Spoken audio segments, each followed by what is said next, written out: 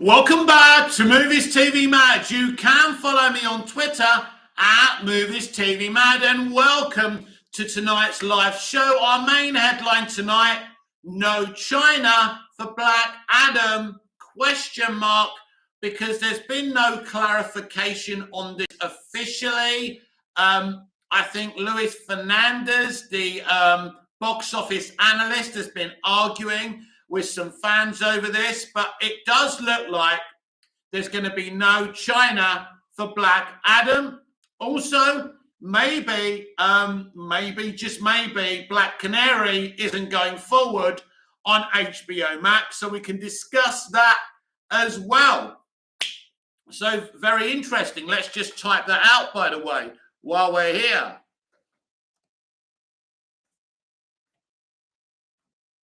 No Black Canary for HBO Max. Let's type that out here as well. And let's see if we get anyone on the chat. Right now, there is no one on the chat, so we will keep on talking for you people watching this after it's aired live. So the situation about Black Adam maybe not releasing in China, of course, China is a huge country. But here's the thing. If you want your film to be released in China, you have to make it airtight. Now, there's studios who say, fuck China. We're going to make the film we want to make. And there's some studios and some producers and filmmakers who say, we better be careful. We do want to release this film in China, so we better be careful what's in the content of this movie. I think the elements of Black Adam are kind of hit and miss in terms of China. So also maybe in interviews, maybe someone during the marketing said something to upset China, because I think originally it was going to be released around November the 11th in China. And I think this is a sudden thing that Black Adam may not be being released in China. Now, how do I feel about this? I don't think it's a big deal. This is part of the industry. You know, China runs their country in a certain way, a way that us in the West are not used to. It's not a way that most decent people approve of.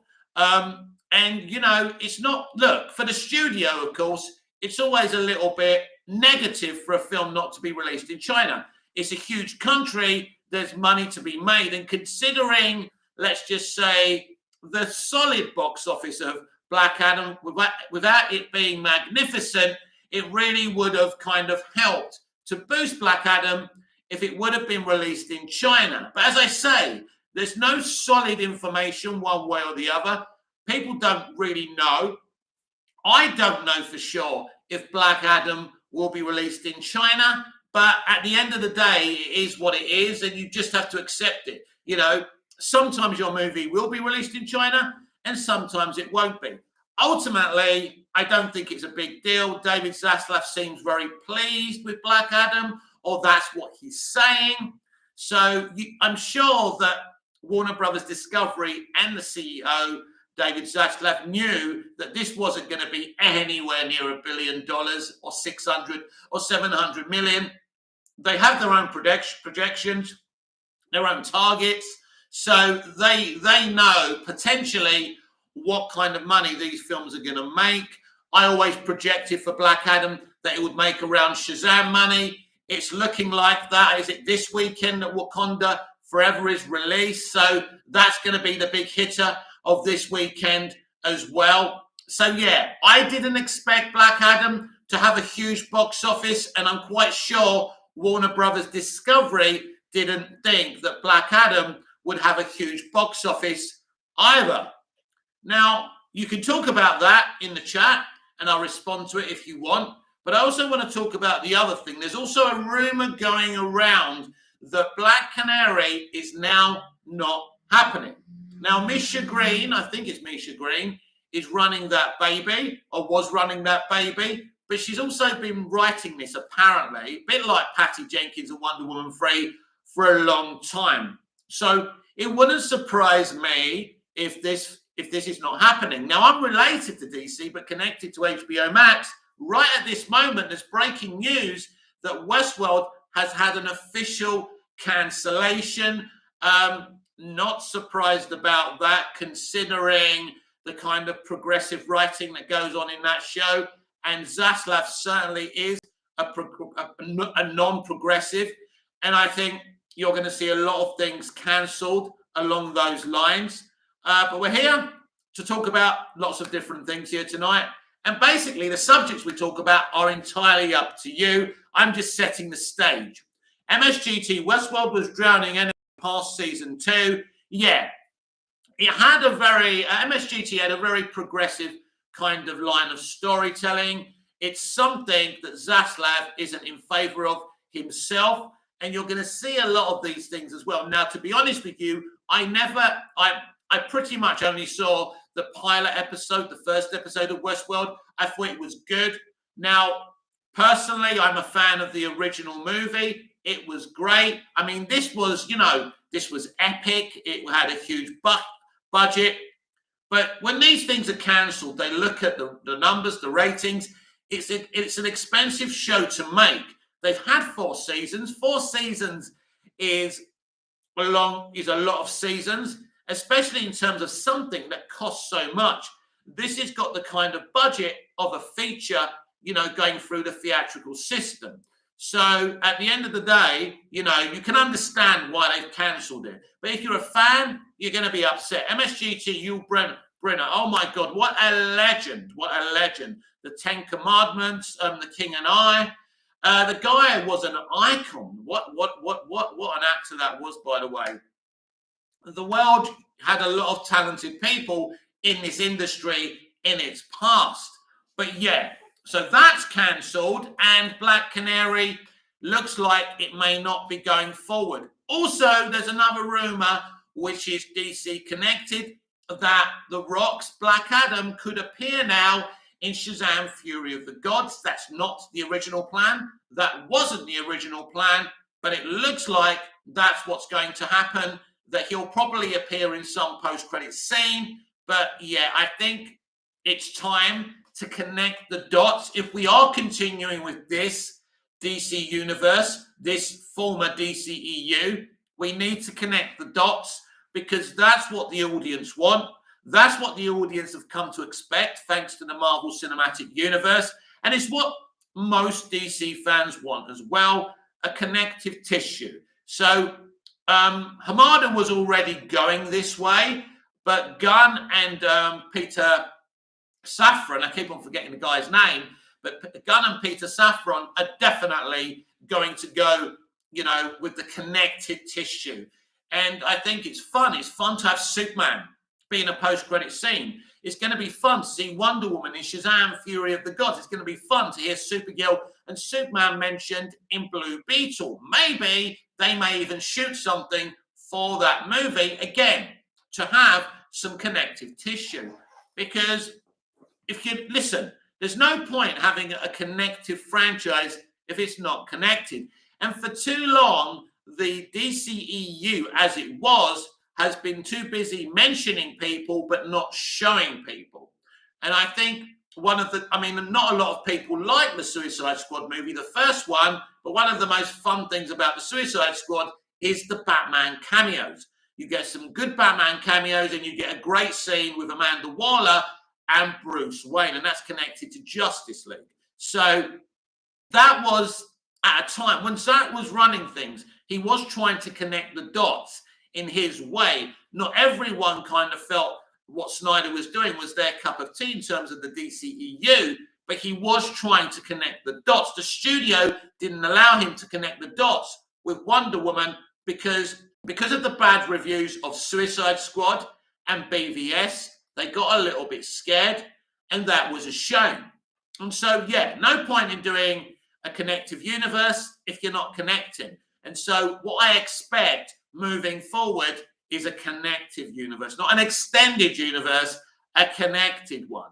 because that's what people want. MSGT, the more I hear, it really appears as if The Flash is going to reset with some of the former movies being pulled ahead to be a part of the new. Well, at this moment in time, it doesn't look like they're changing any of the release dates. And actually, anniversary day, today was the day for the original release day of The Flash. Now, we would have been buzzing with anticipation today. Most of us would have gone to see it. I would have probably done a non-spoiler review by now. So what a shame that didn't happen, but maybe that's for the best. Now, at this moment in time, I don't foresee any of these movies changing their dates unless something dramatic happens with Ezra Miller and they have to pull the Flash movie. But it doesn't look like there's going to be any changes, MSGT, in terms of release dates. Now, they can add some scenes, they can improve these movies, which Zaslav has promised is going to happen. But in terms of changing the dates, I don't think it's going to happen. But who knows? It's an unpredictable environment with these Hamada movies. So, yeah, I mean, listen, Walter Hamada set a new timeline via the Flash movie. That was always the thing. That was always going to happen anyway. Now, I'm assuming they're going to make some changes to that new timeline plan and create their own new timeline. We already know that Superman is now going to be part of this new DC universe. So they'll probably add him in at the end, standing next to Supergirl, maybe in a post-credit scene. So maybe that's already been done, because obviously they've already done one for Black Adam. So maybe when they did it for Black Adam, they did it for the Flash movie. And of course, there was extensive reshoots for the Flash movie during the summer. And so those changes could have already happened. But in terms of moving the Flash, I don't think so. You know, when you've got Shazam! Fury of the Gods coming out in March, then you've got the Flash movie, you know, coming out in June, not after Shazam! Fury of the Gods. And then 2 months later, you got Blue Beetle. Then at the end of the year, Aquaman and the Lost Kingdom. So I don't see any point for them, you know, dramatically changing things in terms of release dates. But they can change the movies themselves, of course. But there's not long to go now for Shazam! Fury of the Gods. David F. Sandberg's studio is happy with that movie. They're not going to make any more changes, but there are rumors about Black Adam appearing in that movie. So, as I say, you know, I don't expect anything extensive to happen there. MSGT, yeah, you're right. I think they are locked for release, but I think for a Suicide Squad will default into the timeline that Flash establishes. A bit confusing right now. Well, let me clear that up for you. I mean, look, here, we don't actually know anything. We don't know what Gunn and Safran are actually planning. So considering James Gunn is co-chair of DC Studios, I'm assuming that the Suicide Squad, his movie, is still going to be part of the canon. What I think is going to happen here, and I actually believe it's not that confusing, I just think look, I think they're going to make it very obvious. Now, originally, Andy Muschietti, the director, said it's like starting again. That's what he called the new timeline under Hamada. It's like starting again. Nothing's getting forgotten and everything will be remembered. So in those terms, basically, there was no deletion. It's like we're starting again, but nothing will be forgotten and everything will be remembered. So that's interesting. But obviously with new leadership, they're going to decide what they keep and they don't. So we already know via test screenings for the Flash movie. I certainly know this. So I'm a good kind of thinking board of information that at the end of the Flash movie, because of Flashpoint and Barry's actions to save his mother's life, Batfleck ends up in an Elseworld. He's on a screen and he's asking the Flash for help. So this was to implement a Final Crisis story arc. I believe they're still doing that. I still believe this is the Affleck cameo in Aquaman and the Lost Kingdom, where he comes up on the screen again, asking Arthur this time for help. And I think that's why Keaton's Batman will also be in that film, but in real time. MSGT, you saw a viewing of Flash very early, right? Yes, very early. So clearly things have changed since then. Nobody remembers Superman when Barry goes back, apart from Barry. Barry asks Aquaman, what about Superman? And Aquaman doesn't have a clue what he's talking about. So, yeah, that was an early test screening. Clearly things have changed. So the final thing will be out in June, hopefully. And I can go there like the rest of you, and some things will remain and some things won't. So they haven't, listen, they're still doing a new timeline, but they're just going to change it a little bit for what they want to do. On this morning's DC Universe Daily Live, I did predict, like I've been predicting for a very long time, that Blue Beetle is going to be the beginning of the new timeline. Well, it has to be, because it's the next movie after the Flash movie. And so that's going to be the launch of the new universe. So I think what Gunn and Safran are going to do with the Flash now, if they haven't already, by the way, because they've been in their positions unofficially since the summer. Guess what? The Flash had extensive reshoots in the summer. So it's all making sense. So whatever changes they want to make, whatever new timeline they're creating, they're kind of just slightly changing what Hamada was doing. But yeah, definitely a new timeline. Their legend, CJ, it's going to be interesting how Gunn can make all this connect. Well, listen, it's the Flash is a gift in terms of creating a new timeline via the Flash's abilities and Flashpoint. They're still going to do that. They're still going to create some kind of new timeline. That's obvious. What changes that new timeline is going to have in terms of the opposite of what Hamada was going to do, yes, that will be very interesting. Scott Edwards, what's up? Good evening, Scott. Good evening, everyone, and welcome to this evening's live show. I hope you're all doing well and still feeling the love for your DC fandom and your fellow DC fans. Respect opposing opinions. Love what you love. Don't bore on about what you hate. And that's what I do. I love what I love. Unlike some fans, I don't shit on things I don't like. But a very good evening to you. As you can see, it's pitch black outside. So maybe it's daylight where you are. And so why don't you let me know in the comments where you're from and where you're viewing this from, out of interest. So yeah, welcome to the live chat. But yeah, everyone, it's going to be interesting, the changes they made. Scott Edwards, do you think I'll still enjoy Lost Kingdom even if Mira has a reduced role? Well, it depends. I don't really know what you want, my friend. If you're just watching an Aquaman movie for Mira and she's got a reduced role, then you're probably not going to like it. But if you're a proper DC fan and are there to watch it for the title character, you're going to have a good time.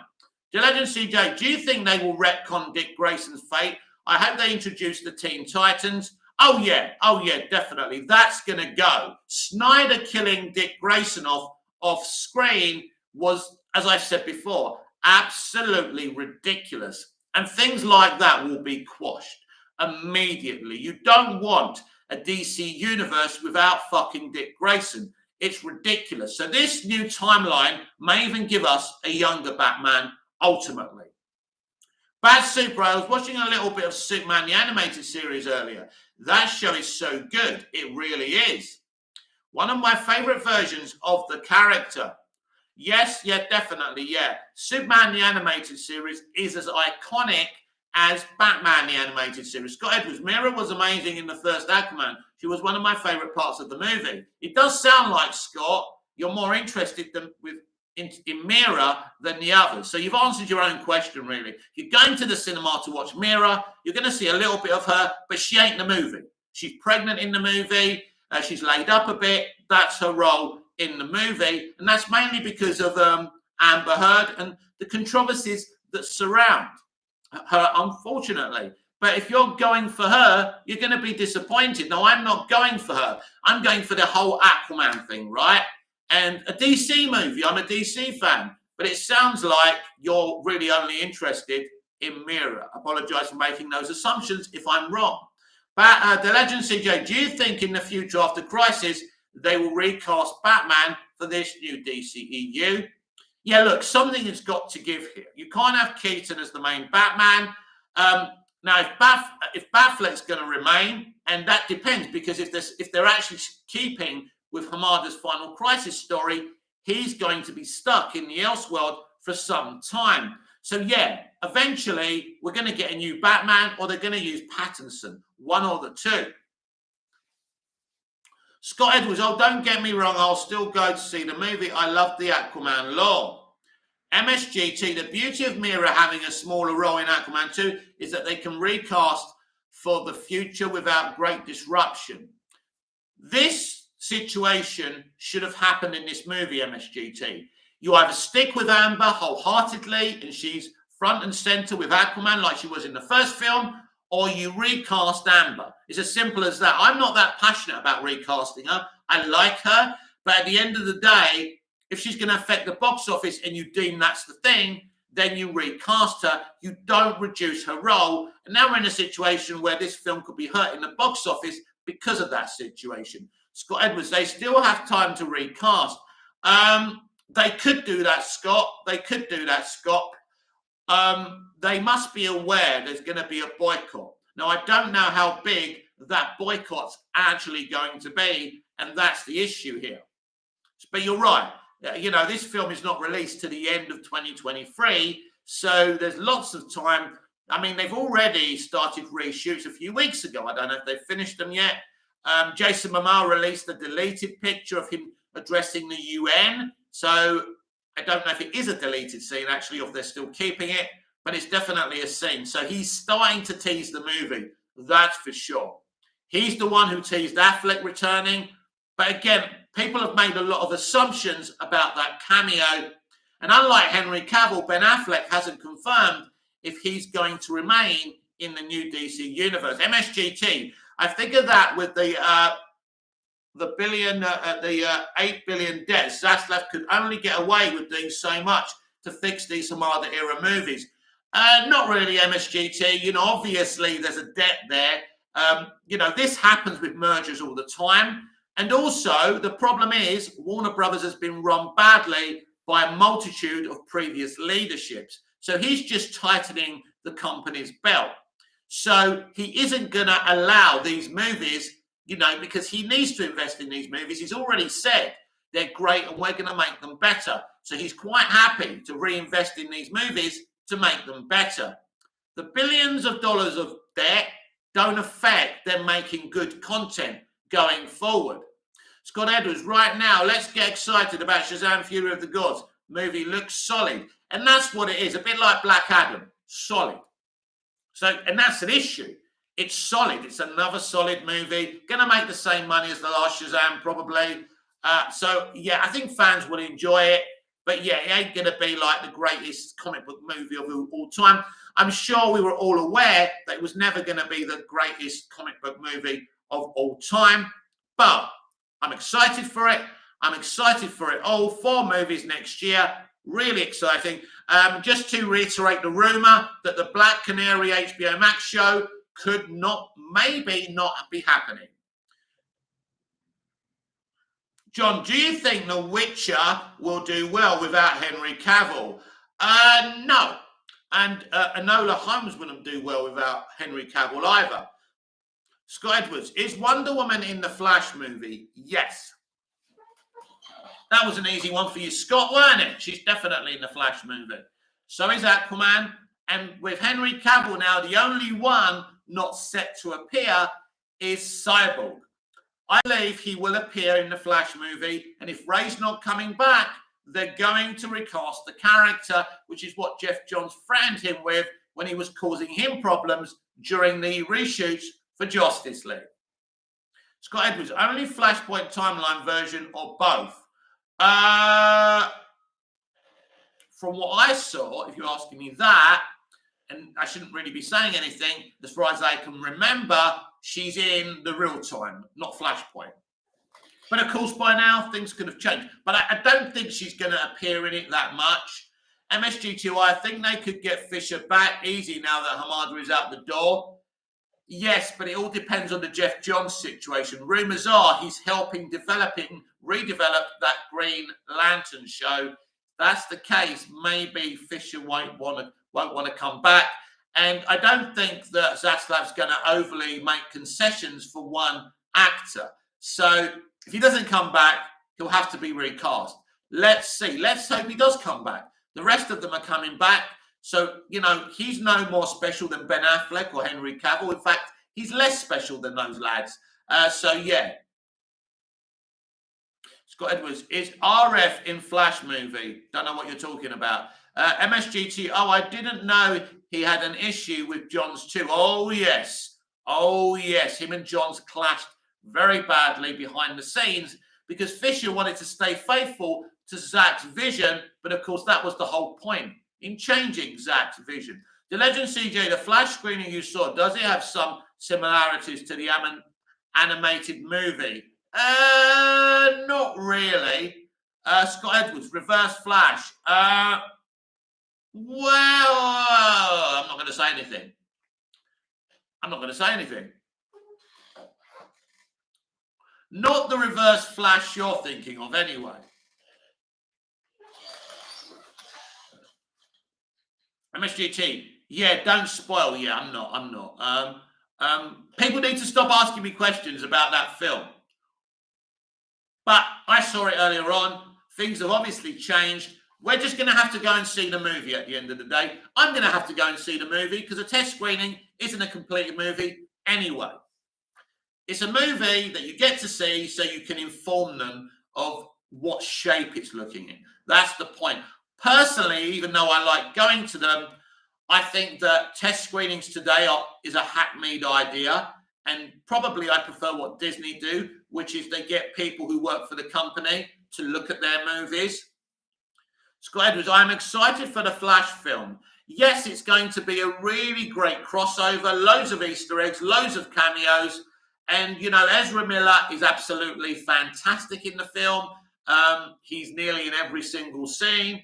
And, you know, the kind of respect that they pay to Man of Steel. And we have General Zod and Faora in the Flashpoint Earth as well, which is common knowledge. That's not a spoiler. That's extremely exciting. But as I say, the love for Man of Steel in this film is sensational. It's a Back to the Future 2 thing, where they're actually treading in Man of Steel, but it's a little bit different because it's set in Flashpoint. John, did you like Cyborg in Doom Patrol? Oh, I love him. I love that dude. He's amazing. Scott Edwards, this is probably going to be the last time we see Ezra Miller as the Flash. Like everything else, because the DCEU is such an inconsistent mess, great movies, but bad franchise, at this moment in time, my friend, we don't know what way this is going to go. They could keep him.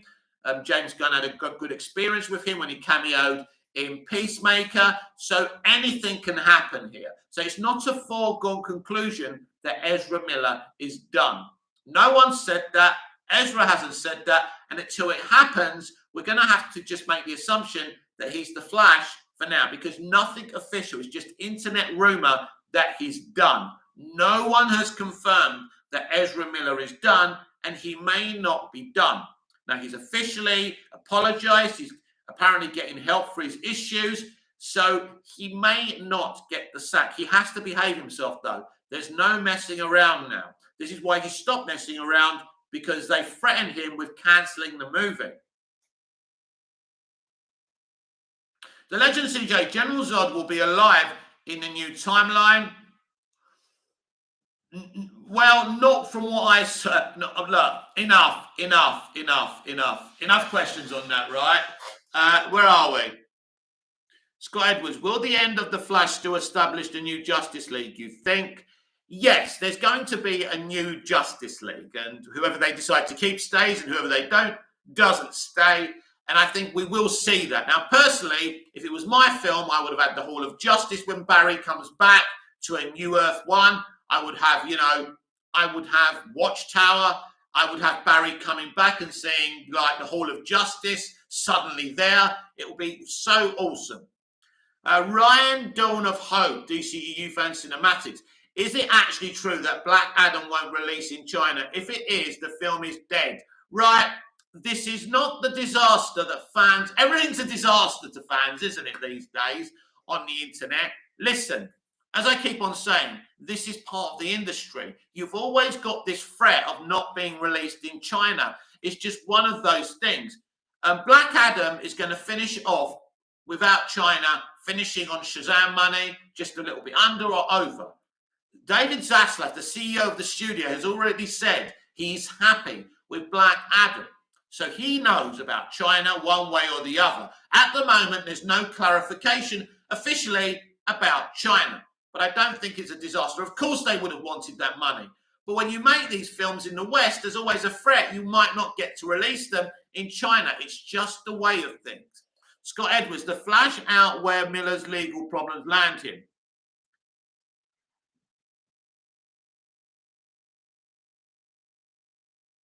Scott Edwards, the Flash kind of sounds like Justice League 1.5.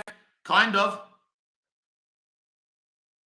MSGT, I figure that they won't mess with Flash again for a few years after this movie. That gives them time to figure out where Miller's legal problems land him. Well, listen, they're not going to wait. They're not going to wait for Ezra Miller's legal problems to finish. If this film is successful and people like it, they'll be getting into a new movie immediately. And they'll cameo whoever's playing the Flash or Ezra Miller. So at the end of the day, he's at the moment waiting to see what they decide about him allegedly breaking into a house to steal alcohol. We'll see what happens there. But yeah, I mean, if he was to go to jail now for a long time, then they'd have to recast him. But I'll repeat, at this moment in time, there's no evidence one way or the other. We don't know if he's going to remain as the Flash, and we don't know that he's not. That's just the way it is right now. So I'm not comfortable saying, oh, he's done, and I'm not comfortable saying he's not done, because I don't know one way or the other. This industry is really unpredictable, and this franchise has been unpredictable since 2013. So we will see what happens with Ezra Miller. But yeah, I mean, certainly it's not looking great for him, is it? But I don't know how the studio are looking at this. But you know, if people boycott the movie and it doesn't make a lot of money, then yeah, Miller will definitely be done. There's no question about that. It's always about money. Money makes these decisions, you know. Box office makes these decisions. What they do. Like with Black Adam, if the movie made $1 billion, which it won't and it never was, they would have been getting on a Black Adam 2 straight away. Now he's probably just going to cameo in other people's movies because they're not going to invest in a Black Adam movie that's going to make Shazam money, especially because you need more effects. Now, this Shazam movie cost a little bit more to make. I think it will be a little bit over than the original under 100 million budget.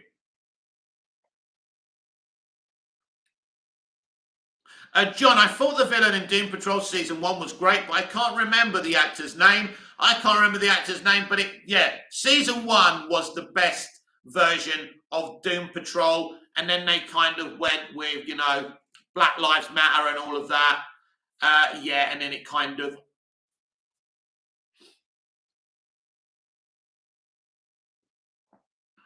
Because these people can't help themselves, but the first season is very, very good. And, you know, it's all about consistency. But anything with the name Greg Berlanti on ends up very inconsistent. And it's time for him to leave DC, I think. It's time. You've had your run, mate. It's game over for you. So I'm happy with the people running DC now. And, you know, they're getting rid of certain people. Obviously, Hamada was the big exit. Some people thought he may stay. But ultimately, he went, and that was always going to happen. Skyders, what rating will you give the Suicide Squad out of 10? James Gunn's The Suicide Squad, I think, is definitely, just about an 8 out of 10 movie. The Legend CJ, do you wish Billy Batson was a bit younger, maybe a recast in the future? I mean, you know, you could have made him Harry Potter in the Philosopher's Stone's age. You could have made him a lot younger. That's what they went through. That's what they went with. He's basically a teenager. Now, obviously, the actor has grown up. I've seen the trailers. I've seen him. He still looks young. He still looks good. But you can actually go with a future of Billy Batson being an adult and not worrying about the kid. Now, one of the Shazam family is just going to be her adult version. It's going to be the same actor or something. So these things can be done that way. But yeah, I'm happy. I'm happy with the actor. I think Asher Angel is great, and I wouldn't want an actor to lose his job just because of some kind of comic book accurate kind of wish from me as a fan. MSGT, I'd like to see Gunn tackle a Doom Patrol movie down the road in the DCU. Yeah, that will be definitely in his Roadhouse. Scott Edwards, do you like the new Shazam suits better than the first film? I like the first ones. I know people were complaining with what Zachary was wearing, that it was padded. I liked it. But I don't really look at these things that deeply. But I didn't think it was terrible. I do prefer these suits, by the way. I think they're snazzy, they're updated, and that's great. But just because these look better, it doesn't mean the other ones were bad. So I'm happy with what they've done with them, but I also like the original ones as well. There's a lot of questions, isn't there, in the future of DC and how this is all going to pan out, and we simply don't know. But it's clear from that investors call there's already a blueprint and there's already a plan. Scott Edwards, are you going to watch Wakanda Forever? Not in the cinema, my friend. No, thank you. Actually, I saw Nerd Roddick showing us some clips on a video. Terrible, terrible. But I would never pay for that movie, no. There's no Wakanda Forever until it comes out. Basically, I'm not watching MCU anymore. I've stopped. I stopped from episode 3 of Miss Marvel. That's it. I have no interest anymore. I have no interest in Disney Star Wars anymore. I may watch the Jon Favreau stuff, maybe. But yeah, when Kennedy's involved, I'm not interested there. And the MCU Phase 4 has been absolutely despicable. The way they're treating VFX artists, which is pretty much factual, it's been a disgrace. And that's all down to Feige. And I think the MCU's been going down a bad direction since Feige became Marvel Studios president. And that says something about his lack of ability. Sky Edwards, you should definitely watch Mando Season 3 and Ahsoka. I think I will. Bad Super, the Marvel I grew up on and the MCU are worlds apart. Can't stand it. John, are you going to watch Guardians of the Galaxy 3? Yeah, I will watch that because that's exciting, because that's the director's vision. The Legend CJ, I saw it last night and my God, it was super woke. Oh, you saw Wakanda Forever. That doesn't surprise me. That's why I'm not interested. Instead of me shouting and screaming and saying that W word constantly, because I don't really like saying the word, to be honest, because I don't like coming across as a basic bitch.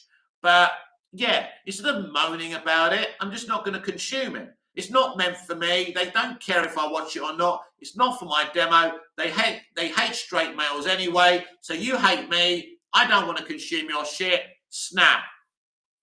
Squadrons, I think the Marvels will be good. I hope you enjoy it. I won't be going to see it, my friend. So you have a good time with it. You love what you love. And I'm going to love what I love, which is DC, Superman. Very excited. I'm really watching Superman media at the moment. And I haven't finished watching it, but I'm really enjoying Super Sons, which is the latest animated movie from DC Comics. I watched the Green Lantern one with Jon Stewart. I wasn't as impressed with that one as Super Sons, as much as I was with Super Sons. I didn't like them making Hal Jordan a villain. MSGT, Super Sons was good. Watched it with my kid. Yeah, I've watched half of it, and I must admit, it's so good. It's so enjoyable. I thought I was going to like Green Lantern more than that, but I actually was disappointed a little bit with Green Lantern. But Super Sons was awesome, and I haven't even watched all of it yet. Scott Edwards, come on, man, at least wait till we see a trailer before you judge it. Captain Marvel 1 was a solid film. Yes, it was a solid film. But unfortunately, that's the problem with fanboys today, Scott. No offense to your good self, but solid is enough. I grew up on great movies. I can list them to you now if you want. Batman 66, Superman the movie, Star Wars A New Hope. Live and Let Die. These were some of the first films I ever saw. Jodie Foster in The Accused, Jodie Foster in Silence of the Lambs, Tom Cruise, Jack Nicholson in A Few Good Men, and Demi Moore in that film. Demi Moore and Patrick Swayze in Ghost. I come from a better era of movie making, not television, because I think television has improved a great deal. The Legend CJ, do you think Zaslav will be as effective as Iger was with Disney? That is 100% certainty, my friend. And it was Alan Holden who brought Iger to the company. It was Alan Holden that made Disney great by bringing Iger along. But the worst decision Iger made at the end of the day, it was the greed of buying Lucasfilm that undid him. He promised them big money from that, and Star Wars didn't make big money, so they removed him from Disney. John, would you be okay if they recast Lois Lane and Lex in the next Superman movie? I was thinking about this. I don't think there's any need. If it's a continuation of MOS, there's no need to recast Lois. Superman ages slower, so people are going to grow older in front of him. Amy looks gorgeous. There's no need to replace her. And people who think she does need replacing are just being ageist and pathetic, right? She's not even my age. She's about 48, and she looks fantastic. There's no need for that. In terms of Jesse Eisenberg, I was thinking about what I would do with that. Because basically Jesse Eisenberg's Lex talks about his dad in BVS, but there's no uttering of the word that my dad is dead. I would bring in Vincent D'Onofrio as Alexander Luthor Sr., and I'd be having him playing off of Jesse Eisenberg in a kind of Lex and Lionel from Smallville kind of dynamic. And I'd even have Lois Lane interviewing them and doing a profile on them, and that's how I would use them in my movie. So that answers that question. Scott Edwards, Mando versus Great Level, in my opinion. MSGT, Zaslav is making a DC studio so that he can pass that responsibility off to the right people. If it would be up to Gunn and Co. to make this successful. Scott Edwards, they could get a new Superman movie out in 2024. Maybe end of 2024. Not sure about that one. MSGT, I fear that pushing this as a new Superman means recasting his supporting cast. This would help push the notion. But the thing is, MSGT, we don't know yet if it is a new Superman. If it's not just the same Superman we saw in MOS, BVS, and the Snyder Cut. The Legend CJ, the villain from Shazam would have made a great Lex Luthor. Oh, Mark Strong has got great quality. I mean, you can't do it now, can you?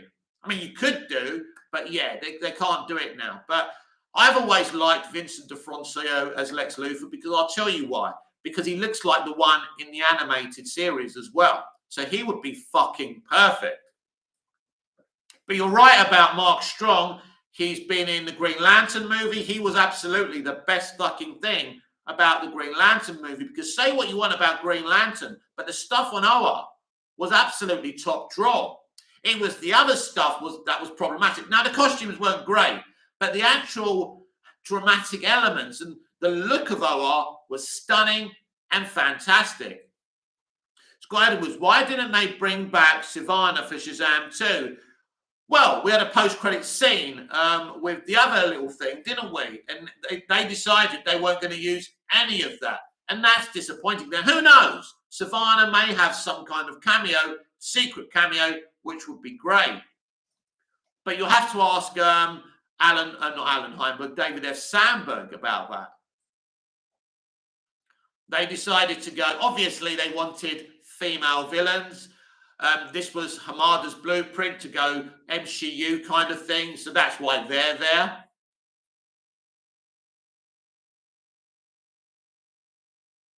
I don't expect another Shazam movie in a hurry.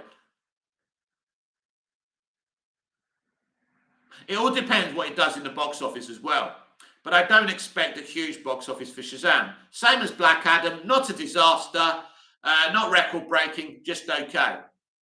Scott Edwards, so is the Superman in Black Adam Snyderverse version? Well, we simply don't know that, Scott. He certainly looks different. He's wearing the Man of Steel costume, but a brighter version of the Man of Steel costume.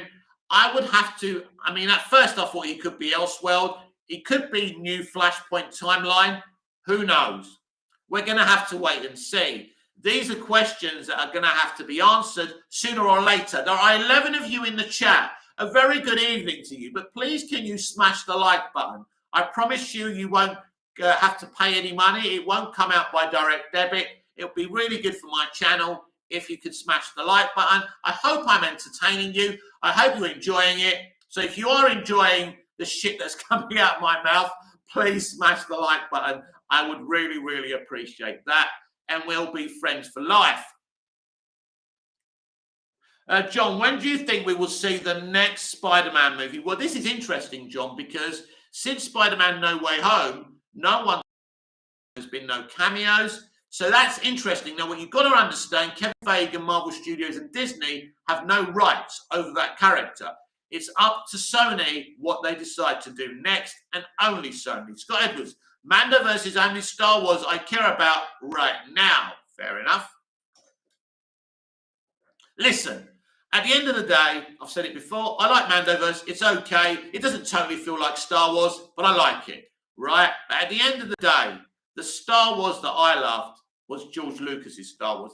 MSGT, yeah, that's what I mean before. This Black Adam with the Superman scene may be part of the new universe that Flash has yet to move us to. Yes, that could be a thing. That would make sense. So it could be that. But obviously, thankfully, A Man of Steel or whatever they're going to do isn't coming tomorrow. It will be set in the new Flashpoint timeline anyway. So I think, yeah, maybe that's the thing. The only thing is that in the Black Adam post-credit scene, I don't know how far off that is after events. So that's interesting. John, what are your top 5 Spider-Man movies? I'd have to just say Spider-Man, Spider-Man 2, Spider-Man 3. Then I'd say I'd say Spider-Man No Way Home, The Amazing Spider-Man, Amazing Spider-Man 2. Am I missing out any? I don't know. No, I'm not adding the animated movie into that. John, what are your top 5? Oh no, I've just answered that question. I see other YouTubers repeat the question. I think, what the fuck are you reading the same question? And I do it all the time as well. It's funny when you're in that position. When you're watching, you kind of have, why is he doing that? And then if you take it up, and if any of you want to start your own YouTube channels, you should definitely do it. Look in the camera, just be yourselves. Don't try and be like another YouTuber. You won't get their success, but you may get success if you stare into the camera and you be yourself. My advice also is don't start doing live straight away. Start with short pre-recorded videos. This is Movies TV Mad Live. We are here every single night, every morning with the DC Universe Daily Live. And of course, there's always a pre-recorded video after that in the middle of the day for you all as well.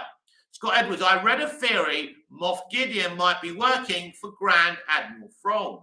Maybe that would make absolute sense, wouldn't it? I don't think that's a big leap, is it? I think Thrawn's going to be involved somewhere, so yeah. I mean, I don't think you're ever going to get, these characters in animation will never be bettered. In a lot of ways, we probably didn't need any of this to be done, but because they've got no originality. I mean, the only thing you can do with Star Wars is move away from the Skywalker saga and create something original. So for me, like Andor is part of the Skywalker saga. It pretty much is. It's in there. Now, they're not using Skywalker, but it's part of it.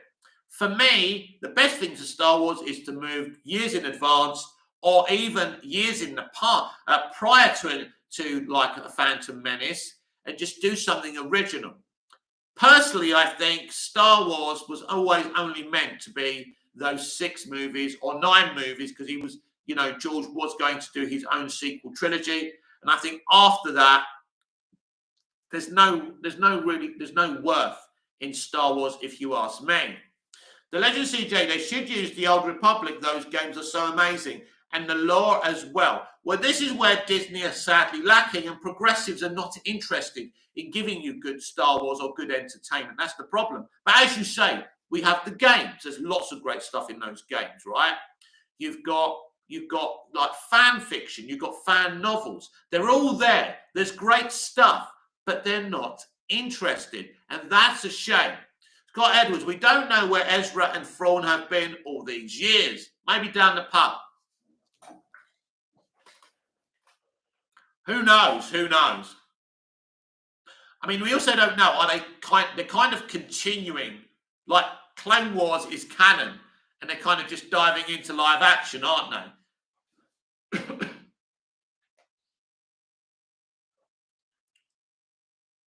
But I think the only way for Star Wars is to move forward. But Star Wars is very difficult because it really was only meant for that story. And when you move away from that story, it doesn't feel very Star Warsy. And I don't think that Andor has been that popular, but they're pretending it's just as popular as Mando. I don't believe that for a minute. And the problem is with Andor and with Rogue One, there's not much action, not much lightsaber action. How can you call it Star Wars if there's no lightsabers? Now they're all, all these progressives are going, oh my God, who needs lightsabers and lasers? We do. That's part of it. That comes with Star Wars. Bat Super, sometimes it is better. Sorry, everyone, notification, get out the bloody way. Right, Bat Super, sometimes it is better to end a story than to keep going. But these people want to keep on sucking these IPs dry, and that's the problem. Scott Edwards, I'm glad to see Ahsoka in live action. Yeah, I'm not against it, but at the end of the day, the best Ahsoka was, is it Ashley Eccleston? And she's great, and basically she looks great. Maybe she should have played her in live action anyway, but there you go, that's just me. Not that Rosario isn't a great actor. I've got a lot of time for Rosario. I think she's great. But, yeah, that casting was done. We know why it was done. So, there you have it.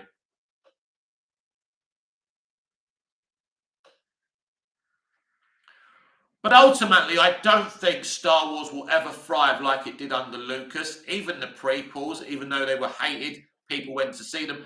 But the thing is, these IPs will be bled dry.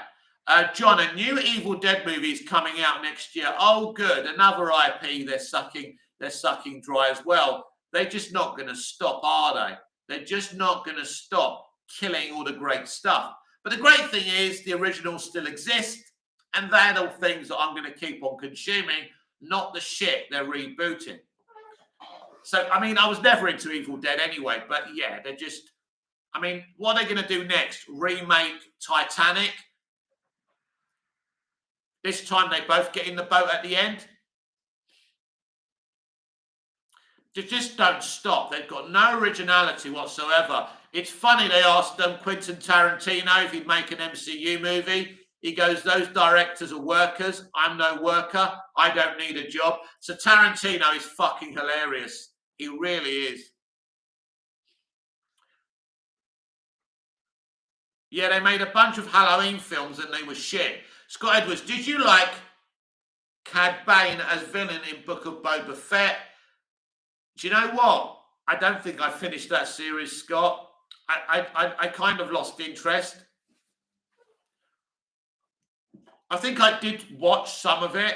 I mean, there was an episode when Mando and the rest of them were talking, and like they had Boba in the background, and it was his show, and he barely uttered a word.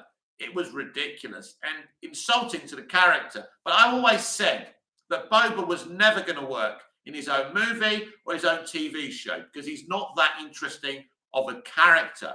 He worked in the original Star Wars because he played a bit part. And they tried to make him a central character, and that was never going to work. Now, the actor does a great job with him, but that's not the point.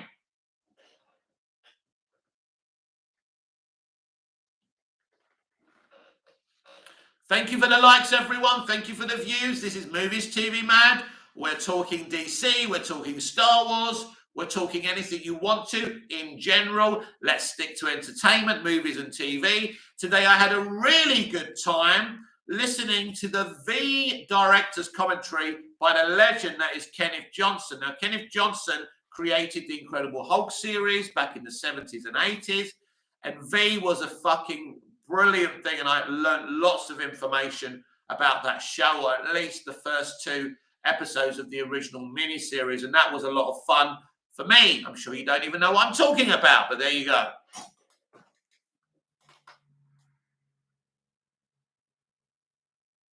Scott Edwards, you see the finale with Boba riding the Rancor? No. John, they made too many Saw movies? Yeah, I didn't even see one of those. I never watched Saw. It wasn't something I was invested in. I'm not really a big horror movie guy anyway. I mean, I grew up on Freddy Krueger. I'm not even sure if you can call those horror or horror comedies. I'm not sure. But I loved them. I did love those films for sure.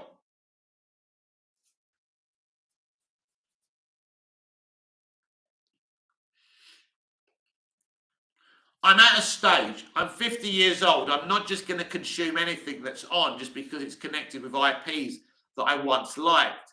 I'm going to be very selective about what I watch because they want you to think that you have to consume it all. But you know what? You only have to consume what you want to consume and only consume the good stuff because time is precious. And to waste it on the shit that these people make, waste of time. Absolute waste of time. That's why I'm done with Marvel. Can't be bothered anymore. It's boring. It's not the Marvel they started off making. It's done. MSGT, I grew up on those too. 50 years too. Horror has changed over time. Yeah, I don't really think horror's good anymore. I don't think it's effective with these progressives making these movies. We can't make them too scary now. We can't make horror movies too scary now, can we? We don't want to fucking frighten people, even though that's the fucking point of horror. John, did you see Freddy versus Jason? I did, and I loved it. I mean, I've never seen a Jason movie anyway, but obviously Freddy Krueger's my boy. I did not watch the Freddy Krueger Nightmare on Elm Street reboot. I saw clips of it, looked shit, but, you know, Robert Englund, who, of course, played Willie in V originally before he did that, and apparently more people ask him about that character than Freddy, which is mad. So else I learned from the actual V commentary I was listening to today. It was a great education because V was something I really enjoyed as a kid. It really enlightened me. I loved it. Maybe the best alien invasion story ever told.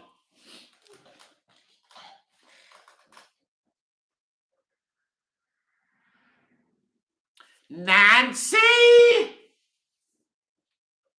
Where's your hall pass? Screw your hall pass! No, I love the Nightmare on Elm Street movies, especially the first one. The first one's the best, obviously. The first ones are always the best. And Wes Craven was another fucking genius, you know. I won't watch a Scream film anymore. You know, Wes Craven isn't with us anymore. You know, no Wes Craven. And if you want to talk woke, the newest one they made, Scream, that was woke. And one that pretty much is making fun of you, the fans. They hate their customers. These people working in Hollywood today in entertainment, they hate us. It's okay to hate your customers. I hate my customers at the co-op. But they're so direct and honest and blatant about hating their customers. They're not very smart people now, are they? MSGT, Alien Invasion Story. Do you remember V in the 1980s? Yes, that's what I'm talking about, MSGT. I was listening to the commentary from the creator and writer-director of the original first 2 episode miniseries of V, Kenneth Johnson, and there was a lot of things. Robin wasn't originally played by Blair Tefkin. She was played by another young woman, but she was murdered by her boyfriend, a big tragedy. Lots of interesting things. And the guy, Kenny Johnson, actually left V that he created after the original first 2 episodes because he didn't like the direction they were going in. So he had nothing to do with V, the Final Battle. But V was something that I was obsessed with as a kid. Mike Donovan was one of my heroes as a kid. John, thoughts on the Alien trilogy? Do you know what, my friend? Listen, I've seen Aliens. I did see Alien 3. Alien 3 is okay. It's not terrible, but Alien and Aliens are the ones. They're the ones, aren't they? And I don't know why they keep on making Alien films, because you're never going to be what you did in those first two movies. Let's just be honest about that. But as I say, they love milking these fucking IPs dry. And in the end, they don't end up making any money. It's a crazy fucking industry, isn't it? MSGT, yeah, it was something special. Yes, I do follow also MSGT if you're interested. I do follow Jane Badler, who played Diana. She's on Twitter a lot as well. Great. And I'll tell you something else. Kenneth Johnson, I don't know if he's still alive. A few years ago, he did say he was writing a V movie, but he was looking for the funding to make it. Because, as I say, Kenny left the project after the first original miniseries. And V the series wasn't that good, was it? Like when they made that long series, it was still okay and it was still V. But yeah, the budgets went. But what Kenny Johnson did, it was interesting listening to his commentary today. It was absolutely fascinating. I really got into it. They had 2 weeks to make that original miniseries, and it looked so good.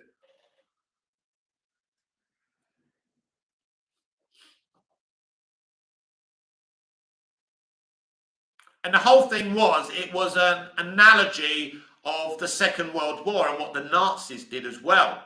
And they used an original, if you want to know something else, MSGT, originally Kenny wasn't going to make it about aliens. He was going to have a far-right group take over America. But then they said to him, maybe it'll be better with aliens. MSGT, no, the series was just not good. It just wasn't the miniseries that had people glued to the screen. The original miniseries was done by the original creator. That's why it was so good. Then when you get to V, the Final Battle, he wasn't involved. I think he wrote it, but he wasn't making the episode, so it was still okay. But the series wasn't good, you're right. But you know what? Even though it's not very good, maybe even it's bad, I kind of still enjoy it. It's the way I enjoy Superman 4, The Quest for Peace. You know it's not the best thing, but it's still V. It's still got those characters, and it's fun. But yeah, I get you. I understand where you're coming from. But V was genius. I mean, me and my brother used to sneak up during that miniseries downstairs, 10:30 at night, after the news at 10 on ITV. And we weren't allowed to watch it, and we did. And I remember Mike Donovan ripping off the alien's face and it being revealed. I remember Diana eating the gerbil. I mean, this was groundbreaking television. And Kenny made them, the original miniseries, as one big movie. We saw them as 2 episodes, but actually that was supposed to be one big movie, one big picture. But amazing, absolutely fantastic. And I remember watching morning television the next day. I remember the marketing on ITV, and this was the marketing. It was V, the science fiction drama that kept the Americans stuck to their screens. And I thought, I'm watching this shit, whatever it is. And it was so intriguing, the V, what was it all about? But it was amazing. The whole thing was amazing. And I loved the analogy with the Nazis. It's so clever, the way they manipulate the young kids to join the visitors' youth. And back then, to have Faye Grant as Julie Parrish, as the leader of the resistance, was very, very, fundamental. And that's how you represent a female lead. You know, when we did get female representation when I was growing up, it was actually kind of good. This is Movies TV Mad. This is our live show. We have 6 viewers. We have 5 likes. I hope you're doing okay. How long we stay live for is entirely up to you. I will stay here as long as the conversations are flowing.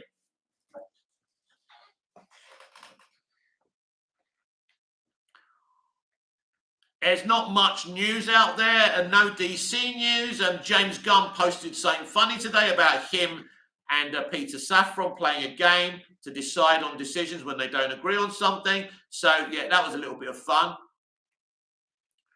And this is what you get from James Gunn. It's all the hype, isn't it? He likes interacting, and it's fun, and it doesn't look like he's coming off of Twitter, although if he makes a film nobody likes, he'll probably come off of Twitter. Although knowing James, that won't stop him, and he'll probably still stay on Twitter and on Instagram.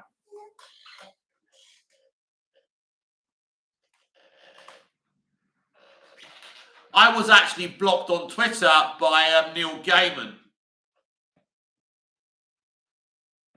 which was funny. I mean, a lot of these people block me. I mean, I'm never rude. I'm never aggressive. I'm constructive. And, you know, if I see them putting people down, I do get involved. MSG2, who is that? Neil Gaiman is the creator of Sandman. He's written some Doctor Who episodes. He's a very talented guy. You always get disappointed when you get blocked by these people because you want to follow them. You want to keep up to date with stuff. But ultimately, when they're being a-holes, and the thing is, they like to dictate, but they don't like, you know, people coming from the other side of the opinions. And that's the problem. When you live in a bubble and everyone says to you, yes, sir, yes, ma'am, you're the best, you're the best. When ordinary people challenge them on their bullshit, they don't like it and they don't want to hear it. They live in echo chambers. Successful people are in echo chambers. So I don't live in an echo chamber. I live in a world where people exchange opinions and are still friends afterwards. So, you know, when you see these people getting all upset, they're the ones who spread the propaganda. They're the ones who are rude to their consumer. They're the ones who prove they hate their customers. And I ain't going to sit there without responding to it. These people are too arrogant for their own good. Look how they're losing their shit because they have to pay for their verified blue tick. Because that makes it worthless if you have to pay for it, because they love the fact that we ain't got them and they've got the blue ticks. So they can lord it over us. And now it's going to be very interesting seeing who's going to stay on Twitter without a blue tick as well. Because they kind of need those blue ticks to prove that it's actually them. That's the problem with it. If you suddenly see famous names without blue ticks, you're just going to think they're just parody accounts.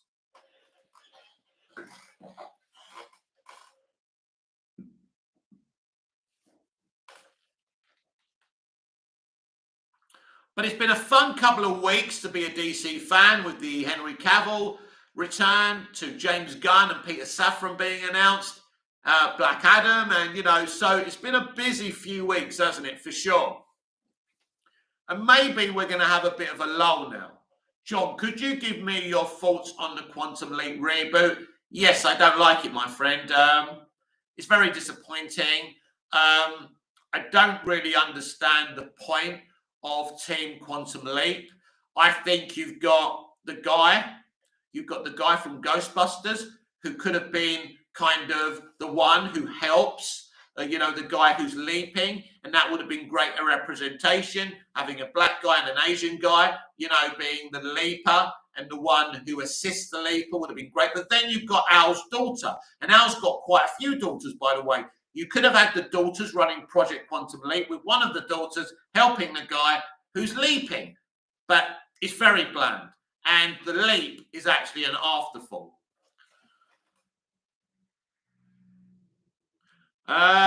Creation K, hey Mick and all, just saw this and popped in to say hello. Hope you're well. It is a good day knowing Cavill is back as Suits, but what's happening with Black Adam? Love to hear your take. What's happening with Black Adam? It's been released. It's probably not going to be released in China. It's made a solid box office. The CEO of Warner Brothers Discovery is happy with that box office, so there's no drama. John, did it have the same music? No, it didn't. It didn't use the theme tune. So there you have it. It's a revival. It's not a reboot. Scott Bakula, who played Sam Beckett just before it launched, did announce that he was offered to come into it, and he refused that invitation. Clearly, he didn't like their idea. I think they were going to Last Jedi him, and that's what I think they were attempting to do. So he was wise enough not to touch it with a fucking barge pole. Now, I would have kept on watching it, but I don't want to pay for Peacock because I watched the first episode for free on Peacock, on their free service. But then they decided that you have to start paying for it. So I can't watch NBC. So if it was free, I would have kept on watching it just to see if it got better. But I'm not going to pay for something like that, something as bland as that. It's not worth my while. Creation K, did they change the poster to make The Rock look like Simu Liu? I suppose beauty's from the eyes of the beholder, Creation K. I've never seen that similarity, but there you have it.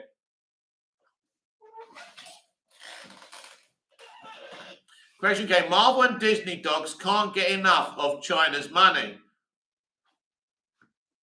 No, I mean, listen, Disney makes sure they can be released in China. Sometimes, listen, it's a gamble when you make a movie, and obviously there's big money to be made from China, but there's concessions you have to make. I wish the whole industry would just stick the finger up at China and say, we don't care if we get released in your country. And I know it's money, but it's not worth it because it proves they are hypocrites.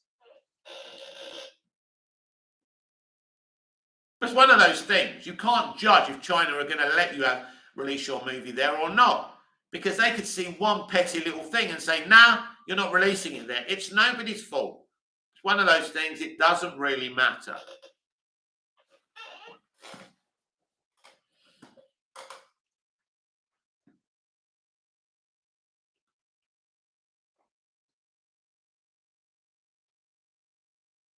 But of course, it's as Creation K said, it's very exciting that Henry Cavill is back. Creation K, good point.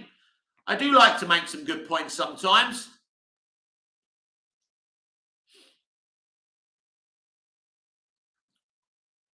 So a lot of fans are getting triggered by the China thing. I don't let things like that trigger me because it's not something I can control or the studios can control. It's just one of those things. I mean, Black Adam could have done with the extra lift, but it doesn't matter. The CEO said he's happy. It's a solid success. It ain't a groundbreaking success. It ain't record-breaking, but it's solid box office. Obviously, the reviews not being good didn't help it to make more money, but this is a movie starring The Rock. So what did you expect? Question K, quick question. Do you think Japan and China could ban Oppenheimer, Nolan's next movie, because of its links to the atomic bomb? Yeah, probably. Yeah, definitely. It doesn't take much to be banned in those countries. Now, personally, I don't have any interest in Oppenheimer, but it's clearly going to be a big movie. Christopher Nolan's name's attached. People are going to go and watch it. Creation K, also another question for you. Do you think that Christopher Nolan working on Man of Steel made the movie better or worse? I believe he made it better. It's a good question. I'm going to tell you this, and I'm going to involve Batman versus Superman. Christopher Nolan and David Goyer. David Goyer was the one who had kind of writer's block during The Dark Knight Rises, and he came up with an idea for a Superman story, which was an alien invasion story. Chris went to Warner Brothers. They said, yeah, whatever you guys want to do. So basically, Man of Steel, the story of Man of Steel is down to Christopher Nolan and David Goyer, and Snyder just directed it. Now, in BVS, Nolan and Goyer had nothing to do with BVS. I think if they were involved with the next movie, now David Goyer did write a Man of Steel direct sequel, but then they said to Snyder, we're not going to continue with Nolan and Goyer, and it's your baby. He brought in Chris Terrio and Ben Affleck, and it changed. I believe if Christopher Nolan and David Goyer stayed on the project for the second movie, then the DCEU wouldn't be where it is today, and it would have been a bigger success. MSGT, some of China's banning is a matter of foreign policy. Don't want to go here, but it's not as simple as something offensive. Yeah, listen, look, as I say, it's like basically getting a dice and rolling it up in the air. So their foreign policy is obtuse. Their mentality is foreign to us in the West. And as I say, if I was the entertainment industry, I would make it, a rounded universal agreement. Fuck China. We don't want to release in China. We don't care. We're not going to bend the knee to them. We're just not even going to try to release in China. And I think China would be approaching Hollywood in the end and saying, all right, maybe we should change our mentalities here. Because you can't be promising to release a film in China and then those people don't get to see it because of foreign policy or whatever, MSGT. The point is, personally, it's not a big deal to me. As I say, the studio doesn't want to lose that money, but anyway. Rewind the Times. TV Line says Black Canary is still happening. I hope so, but we will see. I don't think it's going to happen, and I think Zaslav's going to do away with it. But anyway. And TV Line's not the best source and a very biased source as well. But we'll see. We'll see. There's no evidence that they've got any further with that. She's been writing now, I think, for 2 years. So it's a bit like Patty Jenkins writing Wonder Woman 3 for so long. It's like, is it happening? Probably not. Not with you. Not with that creative anyway. But I don't think we're ever going to see Black Canary starring Jurnee Smollett. I think eventually that will be recast. Just the feeling I've got. Because it's not comic book accurate. The casting isn't comic book accurate at all. And I think Zaslav has an issue with that. Part of the reason he probably shelved Batgirl.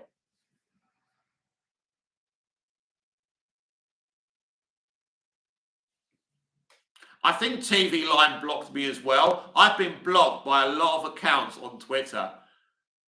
That's what happens when you're a straight talker. They don't like it unless you're kicking their asses and agree with their takes or not make any take yourself. And I'm not that kind of person. I wouldn't be on the internet if I wasn't going to produce my opinions and stick with my opinions. But personally, I don't care about Black Canary. Now, if we were getting a Green Arrow universe for the DCU, I'd be very excited. But their plan wasn't that. Hamada was going with a very phase 4 plan with more women than men, more representation and good storytelling. And Zaslav's going to do away with that idea. So Black Canary's not happening. If it doesn't happen, it doesn't really bother me. And I think it might be better. Again, you're protecting the DC brand. Just releasing anything for the sake of it doesn't help the DC brand. You've got to release the best stuff, right? And do it the best that you can. And that's how I see these things, you know. Do your best. You know, you're in the entertainment industry, not the soapbox industry. So stop with the propaganda and make great stuff. You know, these DC heroes and universes and worlds have been written beautifully in the past. You know, just look at the graphic novels and just look at them and take influence from them because they're so great. Graphic novels like Flashpoint, for example, you know, they're great. The Death and the Return of Superman, great graphic novels. You don't really need to differentiate from that because those original graphic novels are so good. You can't do a better thing than Jeff Johns' Flashpoint Paradox, you know, so...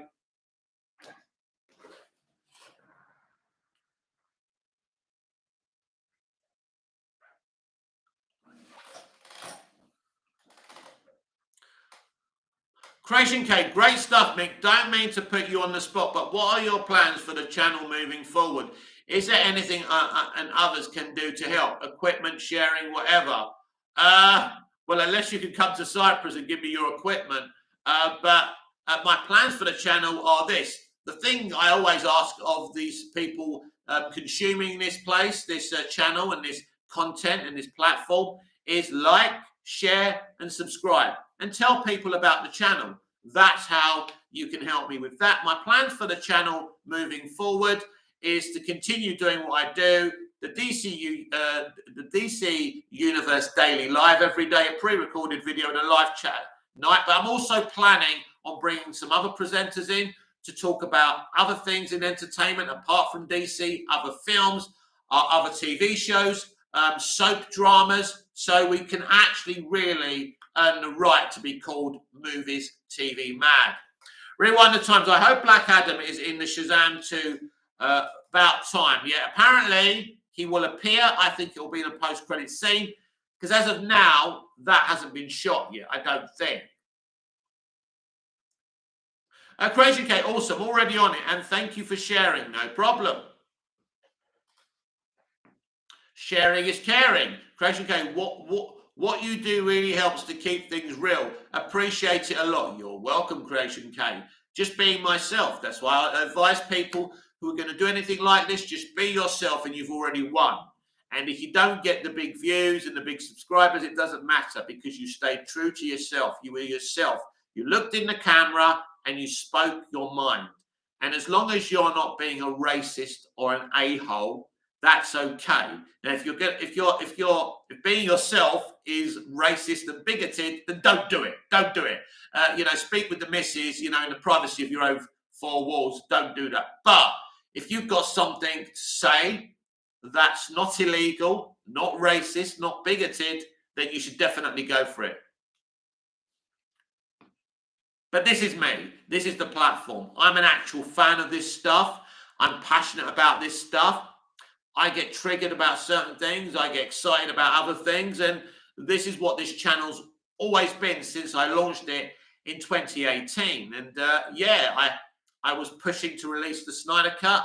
I was all over that when we first started the channel. The channel actually was only a dare from my friend. She dared me to do a YouTube channel. And I did it, and I'm still doing it. And yes, I'm happy with the results. I never expected it to be successful or, to be really big, which it hasn't been. So, yeah, and I'm a bit lazy. I don't really push the channel that much. But I'm having a good time with the channel. I enjoyed doing it, or I wouldn't do it. Yeah, it's fun. It's great.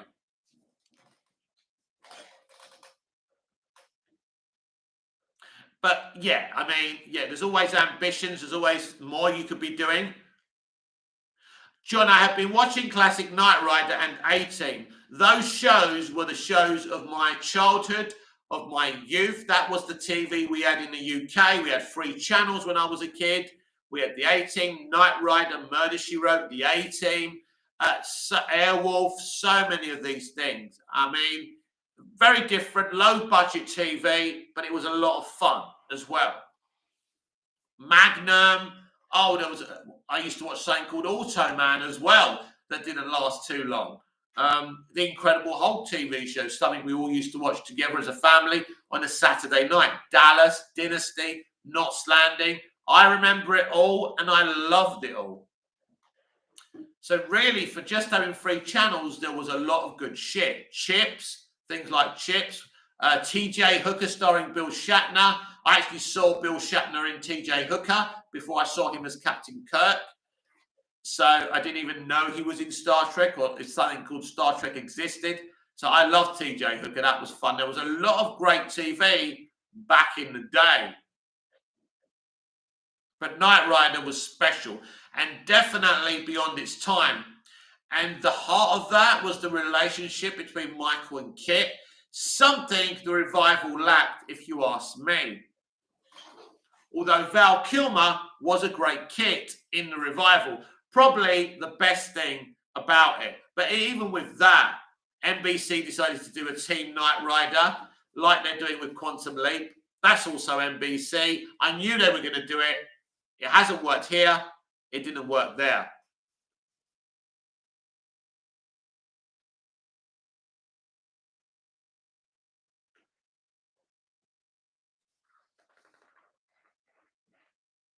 You want answers?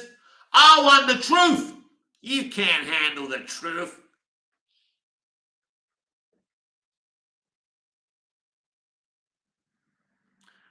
Oh, yeah, I was so obsessed with Knight Rider. I used to have a TV game. We used to obviously like the gaming systems we have today, but basic. I tied it onto my Grifter bike and I pretended it was Kit. And I always used to talk to my watch as well. I shouldn't be admitting this. Kit, I need you, pal. Oh, yeah, I was mad. John, it was great to see Val in Top Gun 2.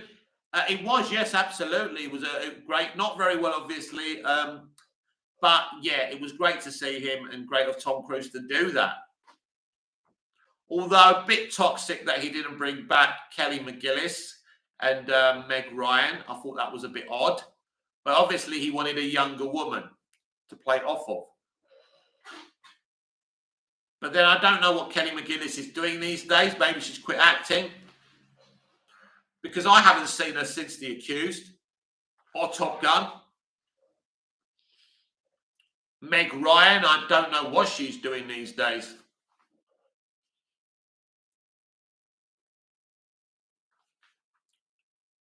And obviously these people, I mean, Tom Cruise is now 60.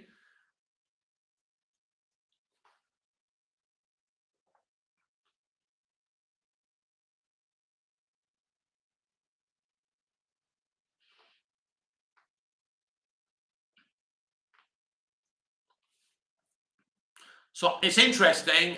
David Zaslav mentioned Superman, but he didn't mention Henry Cavill, which is kind of interesting.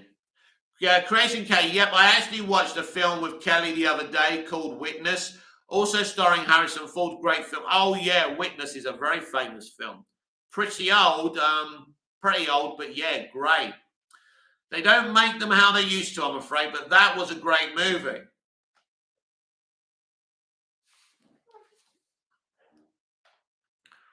We really were spoiled in that era of movies. We really were. It was an unbelievable time, especially the 80s. To think we had good shit like RoboCop and RoboCop 2 is sensational. Creation K, absolutely. But we were very, very spoiled when I was growing up. It was amazing. I mean, to think, as I say, we had 3 channels in the UK. We had all these great movies. I mean, E.T., Close Encounters. I was not really a big Jaws fan. Back to the Future. I mean, amazing stuff. And these were films beyond their time. And I think part of the problem with the industry today, because the industry's got such a vast history, they don't know how to be original. I don't think they actually want to be original either, by the way. Creation K. Also, Mick, I had another idea for a film story recently. I hope to share with you and everyone. But this time it's a bit more subtle than a massive punching Batman story. Creation K. I will explain in short.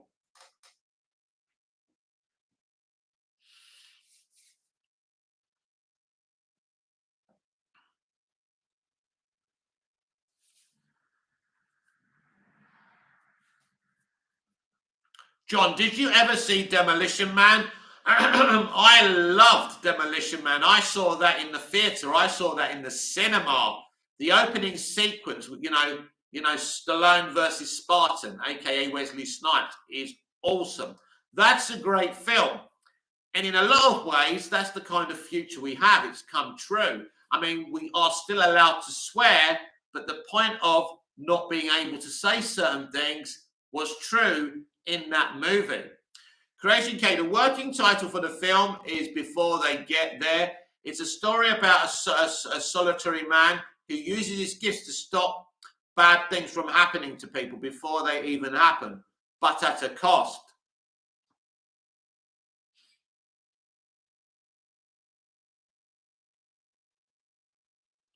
Oh yeah, Demolition Man was great. MSGT, RoboCop was ahead of its time.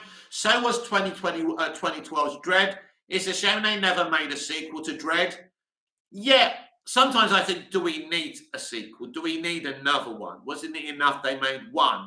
Obviously, fans didn't really like the Sly Stallone Judge Dredd. I actually have a soft spot for the Stallone Judge Dredd. It's very popcorny, but it's not faithful to any original material, but I don't mind it. MSGT, I would have loved to have seen that world explored. Yeah, of course, that's always good, but I think we just come from, I mean, the sequel situation has been a thing since I was a small boy in the 80s, where we always get sequels, and we've been bred on sequels for the past, maybe 30 or 40 years. But sometimes I think it's just not needed. I think sometimes maybe one should be enough. But we don't live there. We don't live in that world because obviously they want to bleed the IPs dry, and making more means most of the time more money.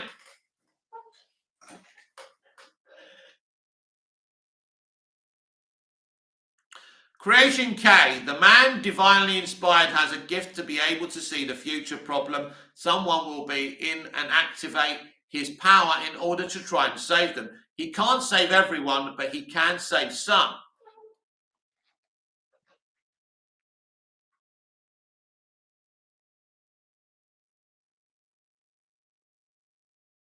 But that Dredd movie is good. You are right. You are definitely right about that film. Judge Dredd's a very difficult character because the helmet. But then again, Pedro Pascal wears a helmet in Mando, and he's made it work. The character comes through that helmet. And when you're that good of an actor, you can pull that off.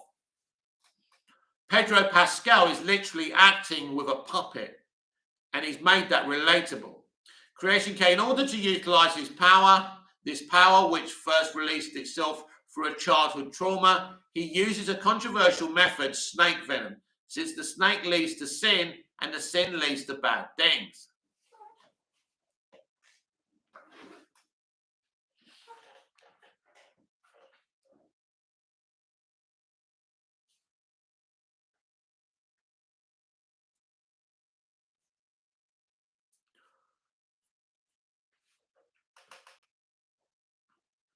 So there's a lot of things that Hamada Green lit that we're never going to see. That's for sure. I think there's no doubt about that.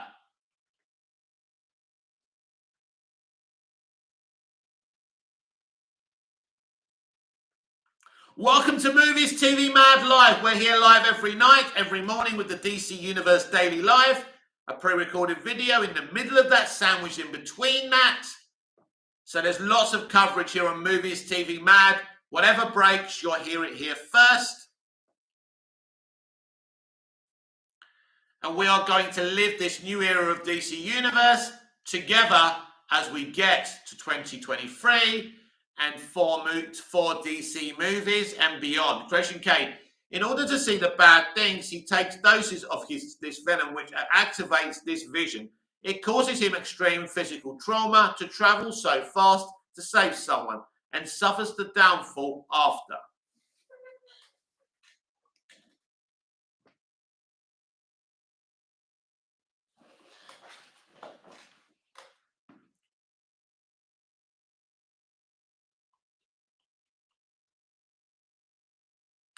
Remember, you can follow me on Twitter at Movies TV Mad, where I retweet and share all the stuff going on in the entertainment industry. And I make fun of a lot of people on Twitter as well, because I think it's fun, because I think people take themselves far too seriously. And I expose bad takes because I have to. Creation K, in terms of speed of intervention, he acts more than 5,000 times faster than Flash. Now that's fast. Maybe too fast for the screen.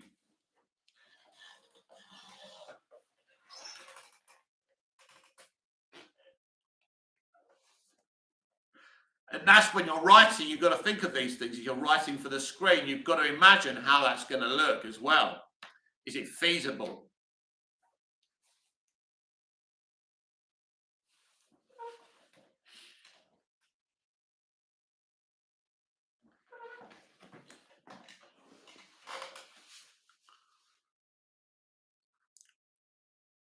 If you haven't smashed the like button, please do so. It really does help.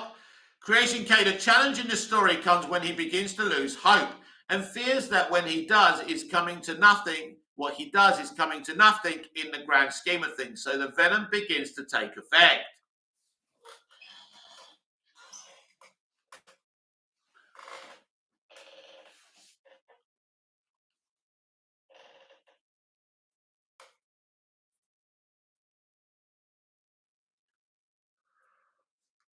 Yeah.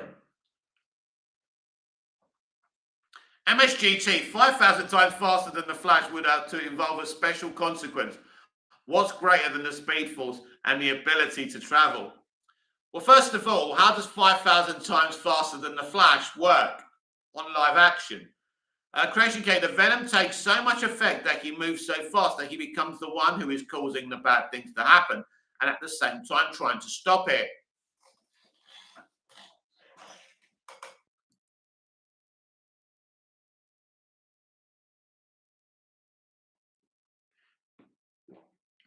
Creation K, it is at this point, that other heroes intervene and try to stabilize this reluctant hero.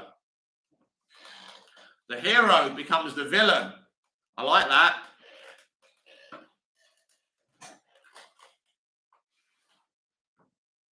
Creation K, the universe in which he exists, however, is currently unknown.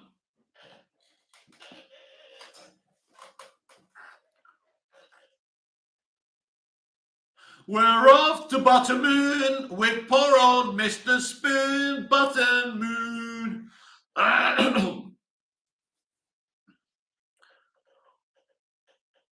His name, The Wanderer. Coming soon to the CW network.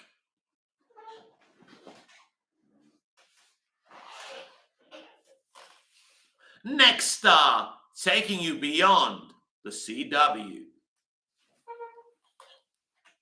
Creation K. Anyway, that is it for now. Sorry for it may make no sense, but I hope it was encouraging. Very encouraging. Seems like a solid idea, my friend.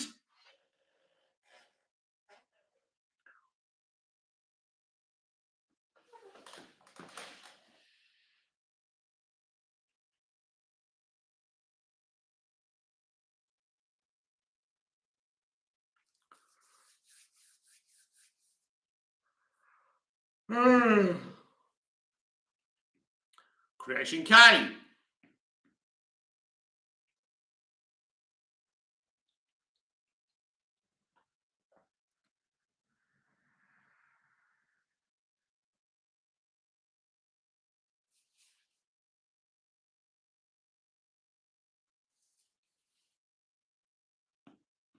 We have 10 viewers. We have 8 likes. This is Movies TV Mad Live.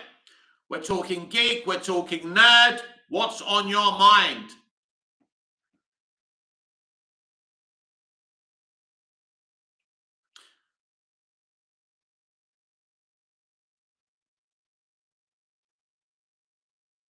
Creation Case. So, Mick, another question. What would you say are some of the greatest experiences you have had in a movie theatre over the last 10 years and why? So, we're in 2022. So, that means Man of Steel was a great experience to see Superman back on the screen being so dynamic and, you know, badass and, you know, looking so great and, you know, the action in the movie and just a great Superman movie. Batman versus Superman emotionally drained me. I thought it was a fantastic film. I was surprised that critics and a lot of fans didn't like it because I really thought we were seeing another Dark Knight there. I thought it was amazing. Aquaman was a great experience as well. I really, really enjoyed that film. I think it was visually stunning and made to be viewed in the movie theatre. I'm trying to think of what else I've seen in the past 10 years. Wonder Woman. I know these are all DC, but I'm biased. What can I say? Wonder Woman was one of the greatest CBM experiences I've ever had. The compassion of Wonder Woman, the badassery of Wonder Woman, and, you know, just an absolutely fantastic film. So the past 10 years really hasn't been great in movies, to be honest with you, if I'm being honest. It really is those type of films that I remember more than others. We're not exactly spoilt for choice anymore in terms of quality. John, 80s and 90s had the best movies and music. Absolutely, John. We'll never get those times back. It was a unique time where society was, of course, very different. Creation K, thank you, Mick, and great point, John. Yes, I agree with that. Well done, John. I mean, I was mad on Stock Aitken and Waterman, Kylie and Jason, Rick Astley and all of that, and lots of other tunes. George Michael, Boy George. Creation K, The Dark Knight Rises 2012 for me was something else, a memorable experience fueled by Tom Hardy's chameleon portrayal as Bane. That one is an interesting choice, Creation K. For me, Batman Begins is one of the best Batman films ever made, and I prefer it to The Dark Knight. So there's a hot take for you. It's just perfect. It's literally the Superman the movie mentality, just with Batman instead of Superman. We get a Ra's al Ghul, although they call him Ra's al Ghul.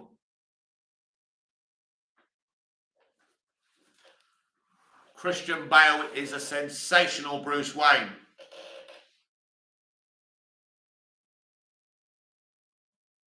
Crazy K, I'll start from the beginning, but there's more to come. Of course, I would like The Dark Knight, but I went from 10 years, 2012 and on.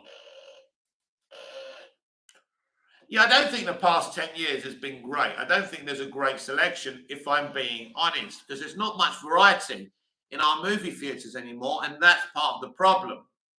Crazy K, 2013 Man of Steel, incredible. My favourite scenes were the scenes in the ice cave. Oh, yeah, they were cool.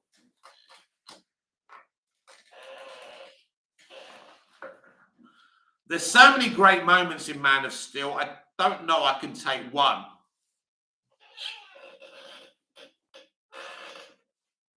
And the VFX today still stands out. It's better than some VFX we're seeing today. That says something about Zack Snyder and his people.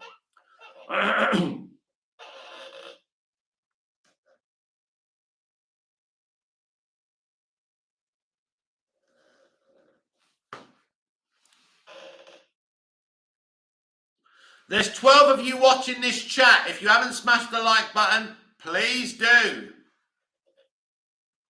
And welcome to the live chat. We're talking DC, we're talking movies, we're talking TV. What's your favourite TV show of all time? What's your favourite movie of all time?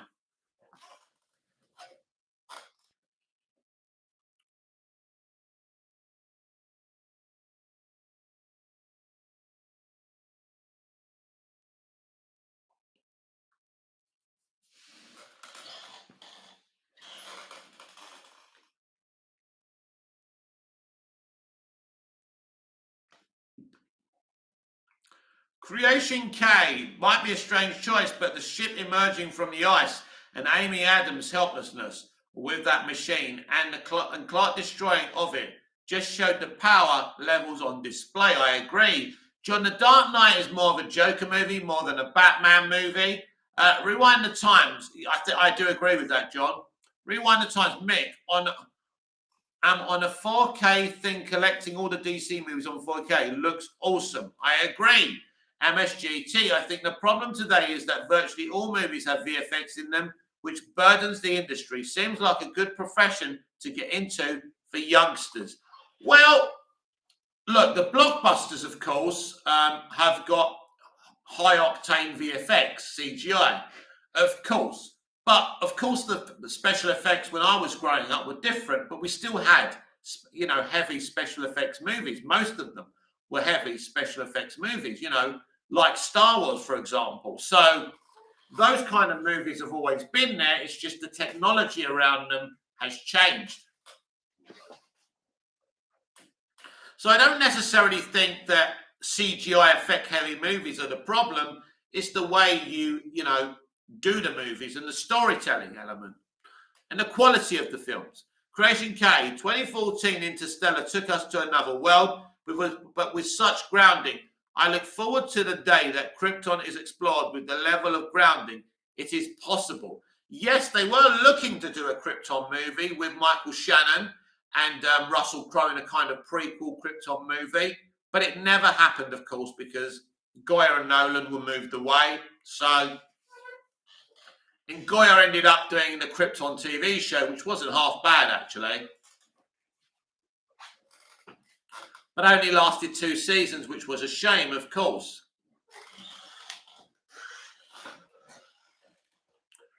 Yeah, Interstellar, I don't mind it. Creation K, 2015, Will Smith's Focus, really smooth film. Woo, woo, woo.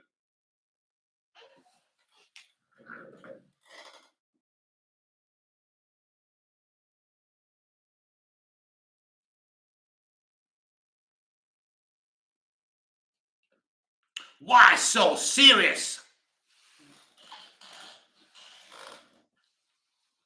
What hurts The Dark Knight for me is it's like what John said.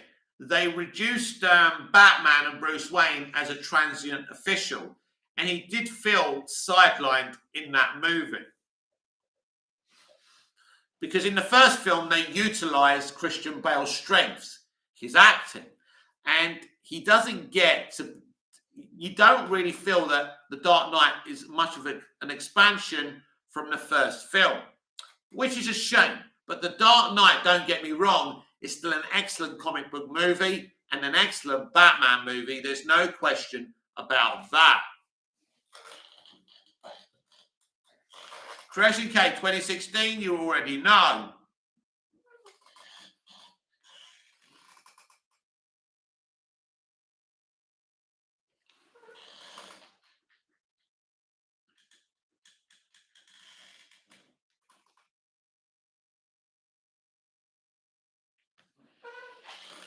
Don't be shy. Use the comments. Let me know what you're thinking about. Creation Cake, cough, cough, BVS, cough, cough. John, favorite Will Smith movies? Enemy of the State, Bad Boys 2. iRobot. I have a soft spot in my heart for iRobot. That's a good one as well. Independence Day is great as well. Will Smith is a very, exceptional leading actor. And I think I'm ready now to uncancel him. Creation K 2017, it is joint one. Logan, that was amazing. Comic book adaptation of Old Man Logan. And Dunkirk, great portrayal of war and also done in a cinematic way without lots of dialogue.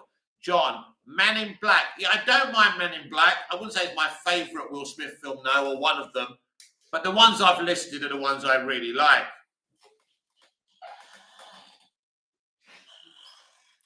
I also really enjoyed his performance as Deathstroke in the first Suicide Squad movie. Shame we didn't get to see more of him. But they messed with his friend David Ayer, so he was never going to come back. But yeah, Will Smith has got great quality. What's been his undoing, ultimately, is the fraud that he's married to.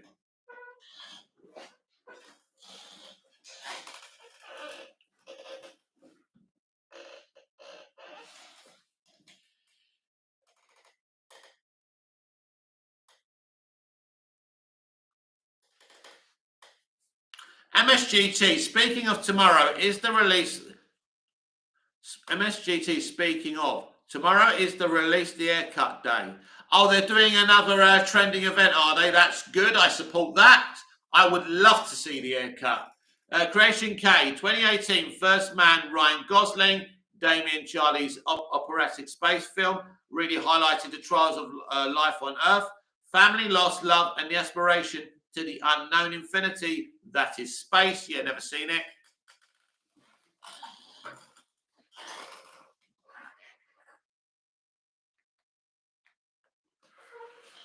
If you really want to see a good Jared Leto movie, you should go and see, or watch it at home, Mr. Nobody, a very good, unique movie. MSGT, yeah, I have my kids do their Twitter things all day.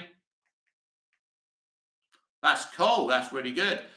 Creation K, Between the King, Netflix, and 2017. The worst films of 2017, The Last Jedi and Justice League.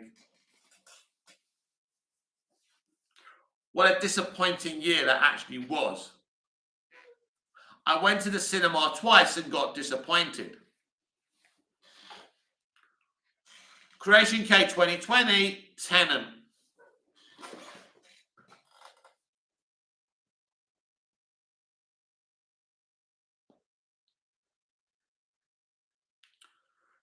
Creation K 2021, June. Not a bad movie at all.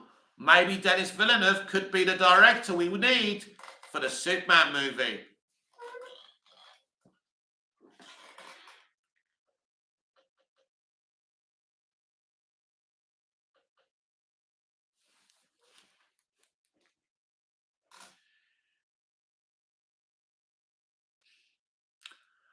John, 2021, No Way Home. I can't remember what else was out there in 2021. It wasn't a great year because most films were delayed because of the pandemic. Creation K, that's it. Creation K 2022, The Batman. Now, my best superhero comic book offering of 2022 has been James Gunn's Peacemaker. I haven't seen anything better this year, and I know it wasn't a movie. So I was very impressed with that, very. The year in review for DC: Peacemaker, The Batman, then Black Adam.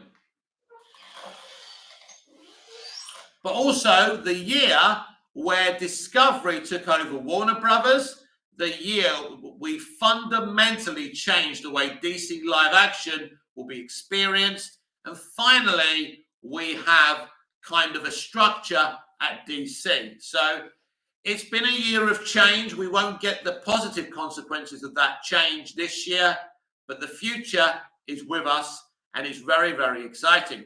Creation Cake, John, I need to have a word with you, my friend. Cough, cough. No Way Home was a scam. I actually feel that No Way Home was better than I ever thought it was going to be. The way they actually focused on the main Spider-Man more than I thought they would. I really quite like that.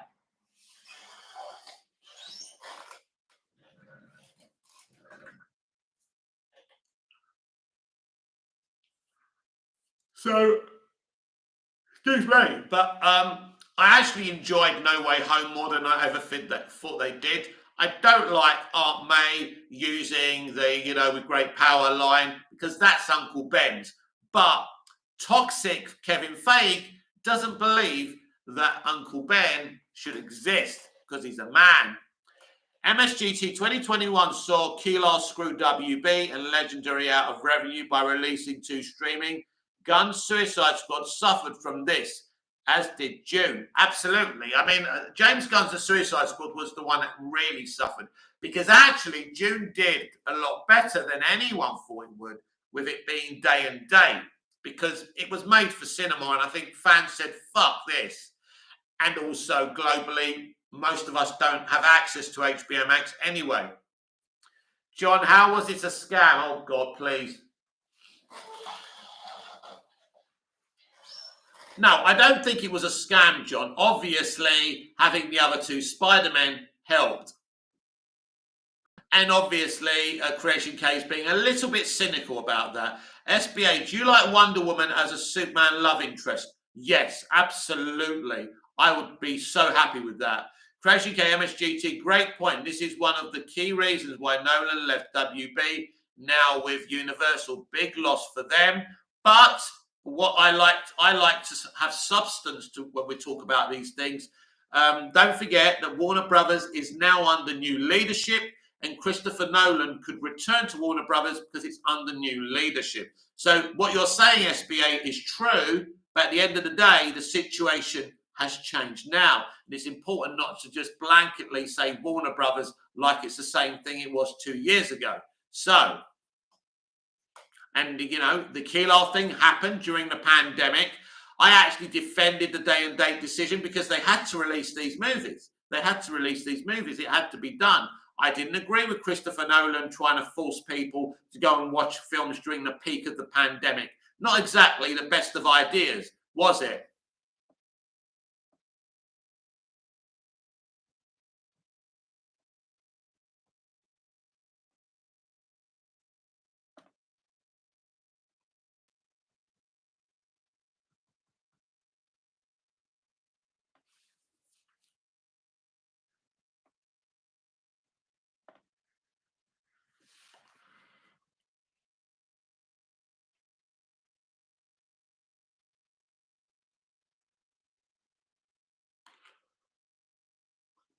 You're looking at MSGT, you're looking at it very simplistically. You're talking about one movie. So I'll read what you said. MSGT, why couldn't they hold them? Tom Cruise fought to hold Top Gun 2 and it paid off big. That's one film. There wasn't a backlog. One film doesn't have a backlog. We're talking about many, many WB movies and they needed to release them. So if they didn't release them to the following year, then what about the other movies that were meant to be released this year? That's the problem, my friend. Top Gun Maverick is one film. That's the difference. WB have a bigger output of movies. Creation K apologies. I believe No Way Home did an okay job of finally giving Holland his time to shine. I agree. But the fact that they had to surround him with all these past characters, most of them poorly done. I don't actually think they were poorly done. I actually think I thought it was going to be, as you said, nostalgia bait. But I actually thought it was pretty good considering the people behind it. Creation K was not good. And this is why, but also, I love Christopher Nolan at the end of the day. But he was telling people to go to the cinema. And don't forget something. Christopher Nolan's movie Tenet was supported by WB and was released for the theatrical system. So they abided to his wishes, right? But there was a pandemic. And he was telling people to sit in the cinema in the peak of the pandemic. Think about that for a minute. That wasn't responsible. John, that's okay, Creation K. SBA, the trailers for the Suicide Squad and Black Adam also weren't very good. I love the trailers for the Suicide Squad. And I think the Black Adam ones got better.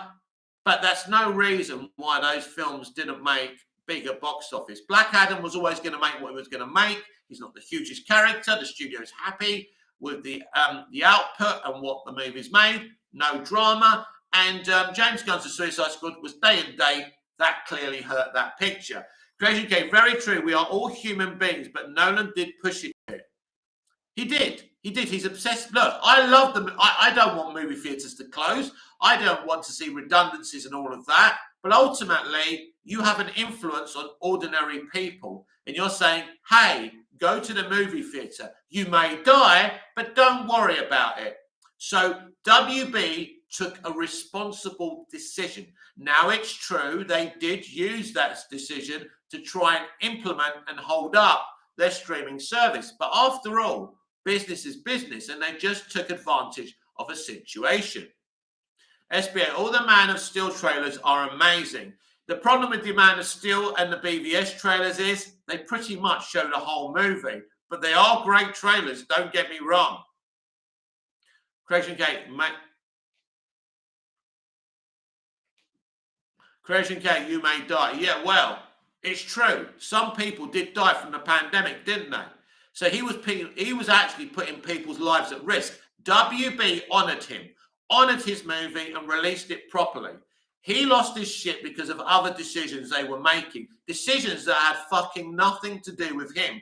And he acted, I love him, but he acted like a big baby in that instance, leaving the studio, where he could have actually had a discussion instead of talking about Keelar out of school to the press. I didn't like it. I didn't think it was classy the way he acted.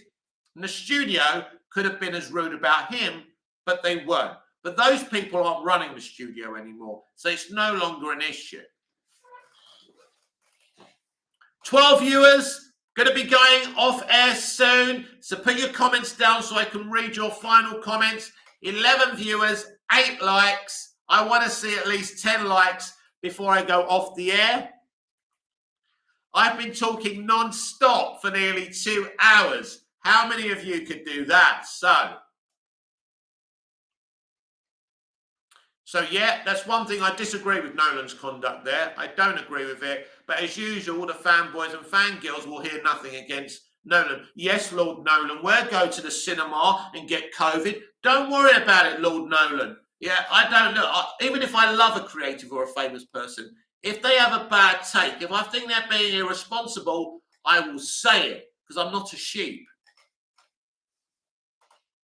And Nolan was wrong. Nolan was wrong. His film was released properly. He should not have had an issue. He should not have interfered. He shouldn't have publicly stated his opinion. He should have went to this studio privately and discussed it. And no, he acted like a little fucking baby. Goo goo gaga. So I will never defend him over that, no matter how much I love his movies. And I do love his movies, most of them. But when someone's got a bad take, no matter how much you like them, you can constructively criticize them. That should be okay. That should be the norm. Creation K said it how it is. Yeah, Nolan was wrong in that instance. Simple as that. Whether he comes back to WB or not, I don't care. Warner Brothers is a huge studio, you know. So obviously you don't want a director like that leaving your side, but at the end of the day, you know, they were fair to him. He insisted on a theatrical release. He got it. MSGT, I think we have a responsibility to criticize. Well, I'm not someone who criticizes for criticism's sake.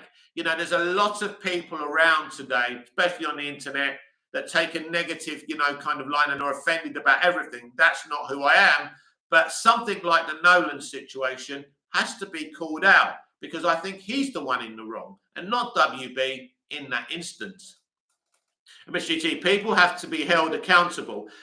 Again, I kind of agree and disagree about that. Sometimes I have to give my opinion. I'm an opinionated SOB. But in terms of people being held accountable, unfortunately with the internet, there's some of us holding people accountable, but we're not willing to be held accountable ourselves. And if everything we do and say is held accountable, then, and by the way, who holds the people accountable who want to hold the others accountable? That's the problem with holding everyone accountable. Now, in terms of the Nolan situation and Nolan's things like that, I have to speak out. And I did at the time. I did videos about it on my shows and on my lives, because I thought it was important that just because Christopher Nolan is a great director and a cool guy, it doesn't mean he gets away with pressuring people to risk their lives to go and see his movie. And I don't think it was right. He was very disrespectful to Jason Kilar. He got personal about Jason Kilar and his career. Jason Kilar has had a great career, by the way, and I don't think it was very respectful what he said about him. SBA, what do you think is something the DCU can do to differentiate itself from the MCU? Well, they've got the best thing to be different to the MCU. These DC characters and universes, they're absolutely so much more bolder and more interesting than the Marvel characters. And what you do is you want a variety. You want your, you want your Holy Trinity, but you also want your Plastic Mans and, little characters like that. You want your Red Tornadoes as well. So that's how you do it is that you make the best movies you can, but you can still be interconnected and exciting. John, Matt Reeves waited to release the Batman. He did. He told them he wouldn't do the movie unless they allowed, he didn't want to release it through the day and date. He got his own way because he's Matt Reeves, and that's okay. But he kept his mouth shut and discussed it with the studio, how a proper professional does. Creation Gay, sorry I was not here from the start, but I'm grateful to have been here from when I arrived. You are awesome, Mick, and the same for all you in the chat. Hope to see you again soon, God willing. Thank you, Creation K. Take care. Oh, and you can take care as well. I hope you can take care as well, Creation K. And thank you for the good wishes. Yeah, there's certain situations. We have to discuss. Just because someone's an elite and successful and popular, it doesn't mean they get to get away with shit. So I'll just reiterate the Nolan situation. The way he spoke about Kilar was wrong. The way he lost his shit about films that had nothing to do with him was wrong. And, what I will say about Top Gun Maverick, as I said earlier, just one movie. So you get away with it. But at the end of the day, of course, I want the theatrical system protected. But we were in a pandemic and they were desperate times. And so that was the situation. Now, hopefully, it looks like we're out of those desperate times now, which is good. MSGT, latest Creation K. SBA, take care, Creation K. SBA, take care, Creation K.